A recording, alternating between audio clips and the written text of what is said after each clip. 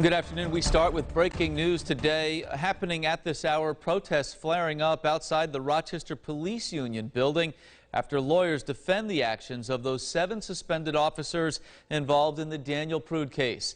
Prude, you'll recall, died after an encounter with Rochester police back in March.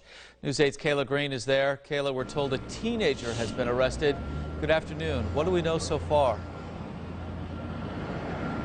Good afternoon, Mark. Yes, confrontations have just wrapped up out here. Free the People ROC is now holding a press conference behind us, and we do have someone else over there getting that press conference for us to have later.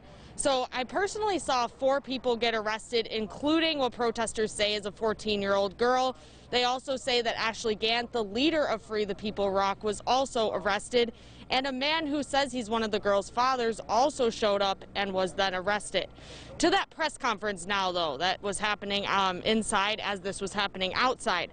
Lawyers for the protesters say they are involved in Daniel Prude's death.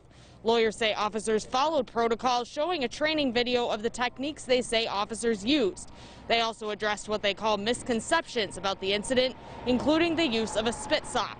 They say this is standard procedure, and officers used it because Prude was spitting and had mentioned he had the coronavirus earlier that day. They also mentioned the public is criticizing the officers for not giving Prude a blanket to keep warm, saying because of Prude being under the influence of PCP, they say he was actually overheating. That's what lawyers say. Lawyers also say the cause of death was that PCP, even though the medical examiner's report also mentions complications of asphyxia in the setting of physical restraint as a cause of death. Lawyers say they aren't sure why that's listed, insisting Prude was not suffocated. They say they are looking into the medical evidence there. Lawyers say the officers have been suspended unjustly and followed protocol as it was taught. They say they followed it flawlessly.